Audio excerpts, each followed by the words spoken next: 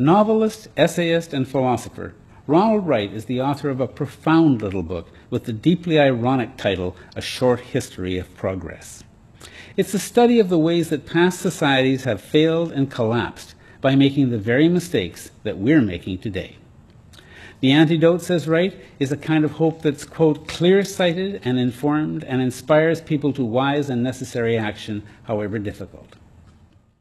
My background was in archaeology when I was a student, and I started thinking about this pattern of rise and fall of ancient civilizations. And even before we had what archaeologists call a civilization, which essentially is a settled society with an agricultural base and governments and armies and cities.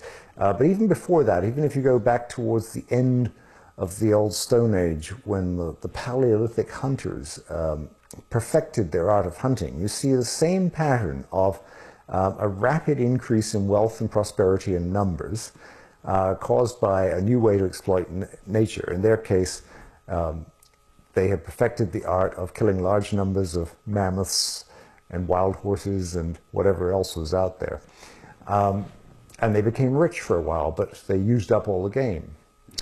And it's only that coincided more or less with the end of the Ice Age, and undoubtedly there were other factors such as natural climate change. But the human beings themselves had an impact because they were probably burning an awful lot of woodland and grasslands and so on to make grazing to encourage these herds of animals on which they preyed. So the human beings were already affecting their environment through the use of fire. And they were obviously affecting the animals by driving whole herds over a cliff in order to eat a few, which was a very profligate use of a resource that, if properly managed, might have supported them forever, but won't support you forever if you're using up far more than you need.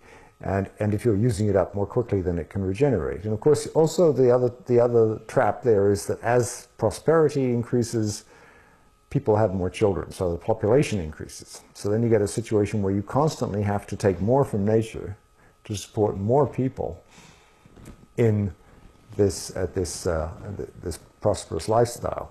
So it starts way back there with those hunters at the end of the Old Stone Age, but the really big progress traps come with the invention of agriculture. And I mentioned the first full-blown civilization in the old world, the Sumerians, who perfected the art of irrigation in what is now southern Iraq.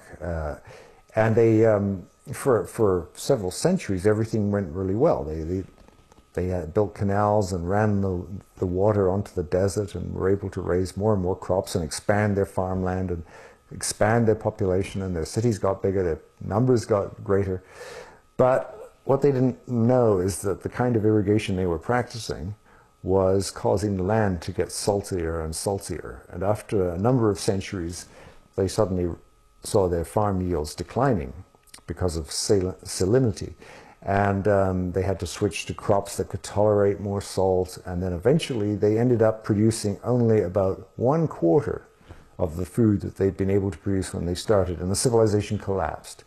So they had walked into what I call in my book a progress trap, and this is where the myth of progress is so seductive. You do something that in the short run produces obvious benefits, so you're getting this positive feedback from some new invention, whether it's a new way to drive mammoths over a cliff, or whether it's a new way to expand your farm base through irrigation. But there's a hidden cost down the road, which is often hard to foresee. I don't think it's so hard to foresee the fact that if you're killing if you're killing thousands of mammoths and horses, that sooner or later you're going to run out of them. But it was probably impossible for the Sumerians to foresee that their brilliant invention of irrigation was eventually going to lead to the destruction of the land. You look at those ancient cities in southern Iraq today, and you see these mud brick pyramids sitting in the middle of extremely desolate wastelands. And those wastelands were once fertile farmland with date palms and trees and fields, and they have been turned into deserts by the activity of the people who built those cities. For the Green Interview, I'm Silver Donald Cameron. See you next time.